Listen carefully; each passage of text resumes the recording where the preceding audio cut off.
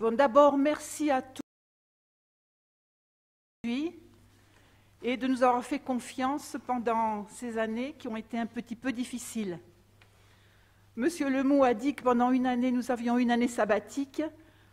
Ce n'est pas tout à fait vrai, parce que nous avons quand même beaucoup travaillé, et ceci depuis 2018, en fait, depuis la dernière journée d'études.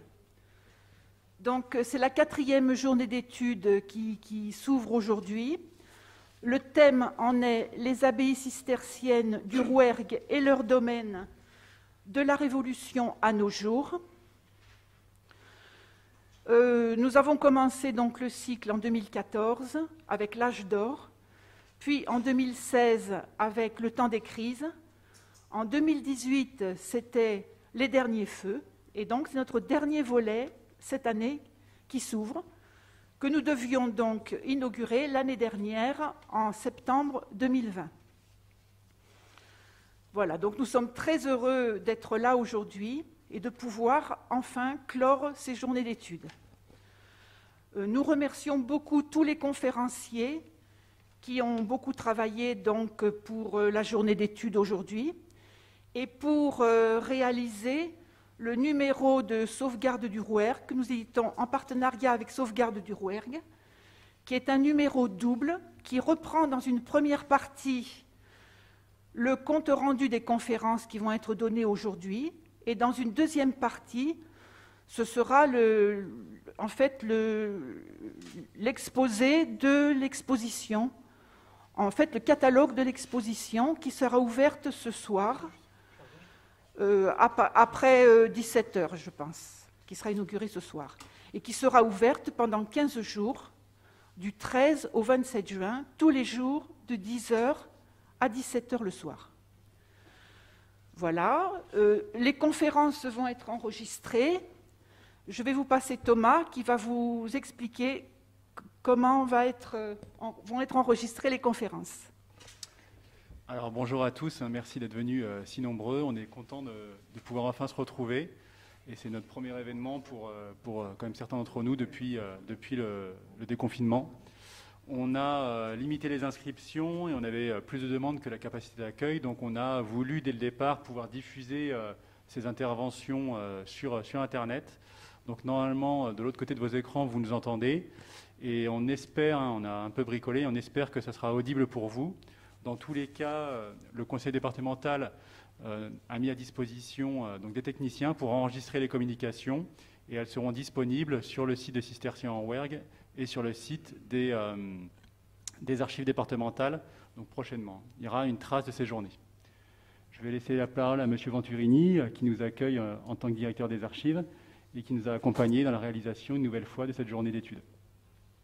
Merci. Je vais peut-être enlever ça pour que ma voix porte un peu plus. Je suis évidemment ravi de pouvoir enfin accueillir la dernière journée du premier cycle d'études, parce qu'on espère tout de même que Cisterciens en Rouergue continuera ses cycles d'études.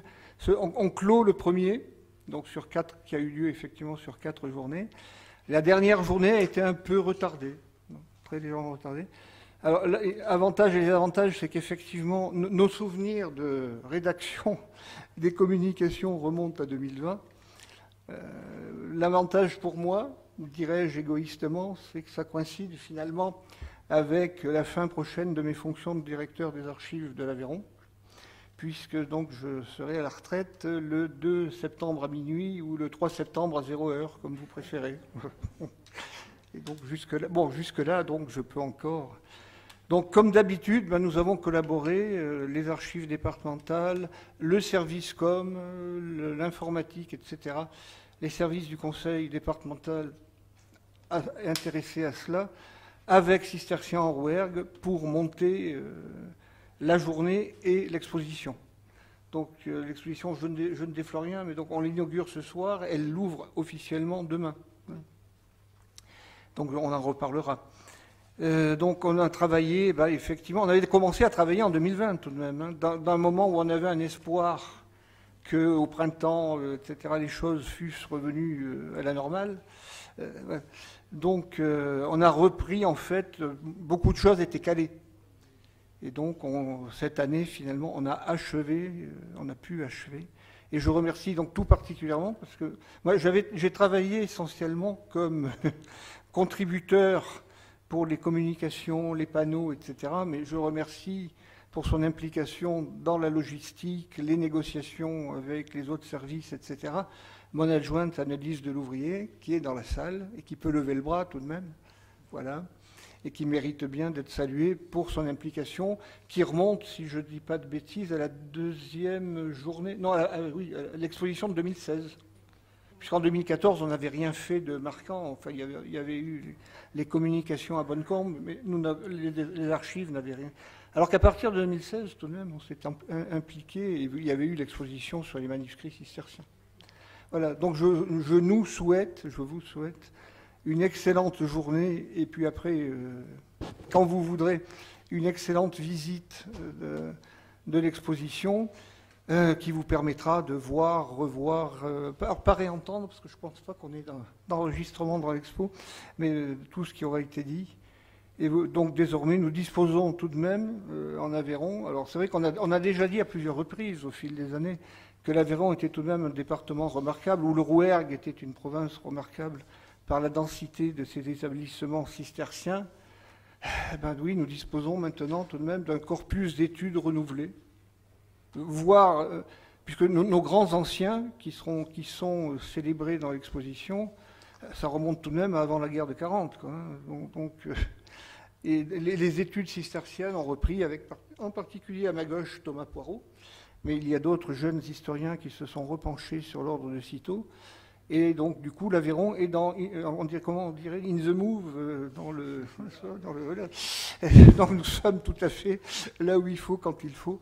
Et je pense que la mise en valeur de cette richesse particulière, quelque chose qu'on peut saluer, en saluant donc l'engagement, l'obstination, la persévérance, la performance de l'association cistercien en Rouergue.